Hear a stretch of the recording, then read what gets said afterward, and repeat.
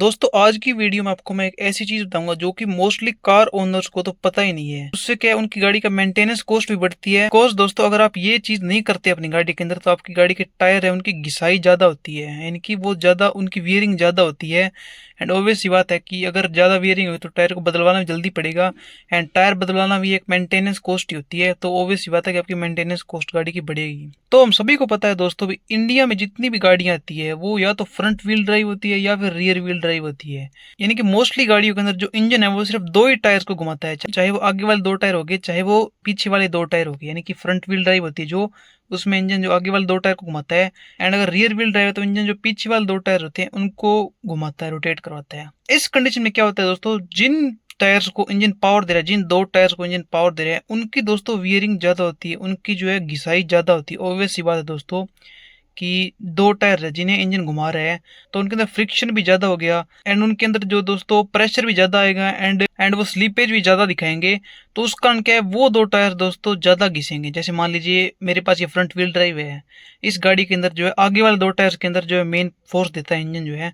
तो इस गाड़ी के जो आगे वाले टायर है वो ज्यादा घिसेंगे, बिकॉज इंजन है जो आगे वाले दो टायर को घुमा रहा है, पूरा लोड है जो आगे वाले टायर्स के ऊपर होता है। पीछे वाले टायर्स के ऊपर कोई लोड नहीं होता, वो सिर्फ मोमेंटम के साथ घूमते हैं, सिर्फ इतना ही काम होता है उनका। तो ऐसी कंडीशन में क्या होगा दोस्तों कि मेरी गाड़ी के अंदर जो आगे वाले टायर है वो दोस्तों पीछे वाले टायर के मुकाबले बहुत जल्दी घिस जाएंगे।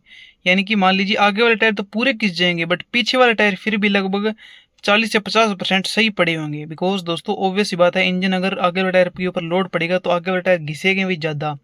तो ऐसी कंडीशन में अगर दोस्तों मैं अपनी गाड़ी के टायर जब बदलवाने जाऊंगा तो मेरे मन में ये कंफ्यूजन होगी कि मैं सिर्फ आगे वाले दो ही टायर बदलाऊं या फिर पीछे वाले टायर ही बदलाऊं। एंड अगर सिर्फ मैं आगे वाले दो ही टायर बदलवाता हूं तो ऑब्वियस बात है पीछे वाले 40-50% टायर बचे हैं तो उन्हें भी मुझे थोड़े टाइम बाद फिर से बदलवाना पड़ेगा। एंड अगर मैं चारों टायर्स को बदलवाता हूँ एंड ये सोचता हूँ कि पीछे वाले जो टायर है वो मैं जहाँ से टायर बदलवा रहा हूँ वहां पर मैं दे दूंगा तो उसकी मुझे कुछ वैल्यू मिल जाएगी, तो वो भी दोस्तों वर्थ इट नहीं होता। बिकॉज दोस्तों जहाँ से भी हम टायर बदलवाते हैं दुकान वगैरह से, वो दोस्तों पुराने टायर की बहुत बहुत कम वैल्यू देते हैं। तो ये भी दोस्तों कोई सही ऑप्शन नहीं रहेगा।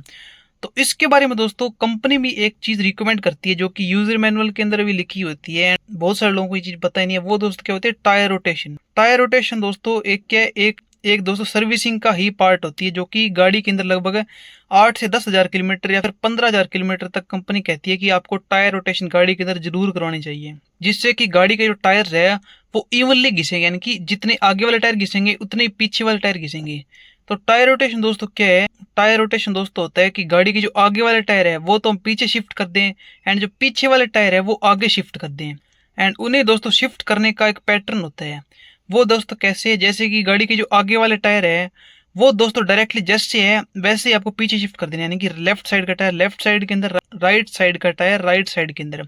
एंड बट जो पीछे वाले टायर होते हैं उन्हें आपको डायगनली शिफ्ट करना होता है। यानी कि जो पीछे का लेफ्ट साइड का टायर है वो गाड़ी के आगे के राइट साइड के टायर के अंदर जाएगा एंड जो पीछे का राइट साइड का टायर है वो गाड़ी के लेफ्ट साइड के अंदर जाएगा आगे की तरफ।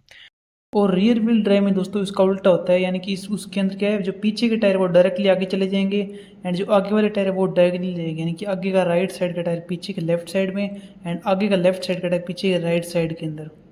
तो इस तरीके से टायर रोटेशन करनी होती है। इससे दोस्तों क्या होगा कि गाड़ी के टायर की घिसाई इवनली होगी।